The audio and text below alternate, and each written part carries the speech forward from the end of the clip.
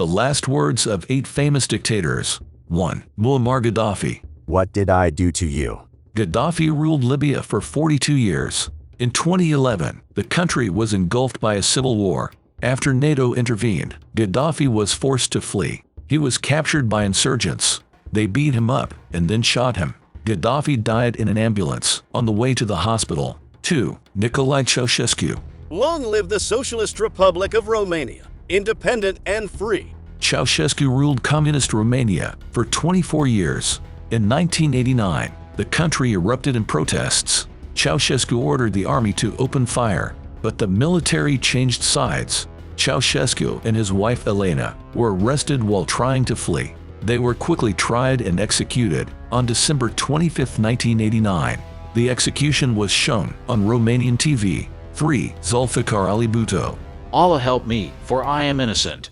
Bhutto ruled Pakistan as president and prime minister. He grew increasingly authoritarian over time. In 1973, he sent the army to squash an uprising. Thousands of civilians were killed. He still won the election, but the opposition claimed it had been rigged. Violence escalated across the country. Bhutto was deposed in a military coup. He was tried and executed for murdering a political opponent. 4. Benito Mussolini. Aim at my heart. Mussolini ruled Italy for 21 years. The fascist leader was deposed in 1943. In 1945, he tried to flee to Switzerland. Mussolini and his mistress Clara Petacci were apprehended. On April 28, 1945, both were summarily shot. Their bodies were hung upside down in a Milan plaza. 5. Nero. Oh, what an artist dies in me. Most Roman sources describe Nero as a tyrant. He was a corrupt and self-indulgent ruler. Nero locked people in the theater during his performances. He cheated in the Olympic Games. He executed Christians. Nero was only 17 when he ascended the throne. During his 14-year reign, he bankrupted the Roman treasury. The Senate voted to execute him. Nero chose to kill himself instead.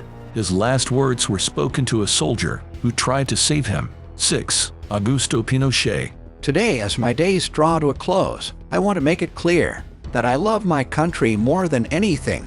Pinochet ruled Chile from 1973 to 1990. After he was forced to resign, he emigrated. He was arrested in 1998 and put on trial. He died at the age of 91. Before being convicted, Pinochet issued his final statement a week before his death. 7. Saddam Hussein.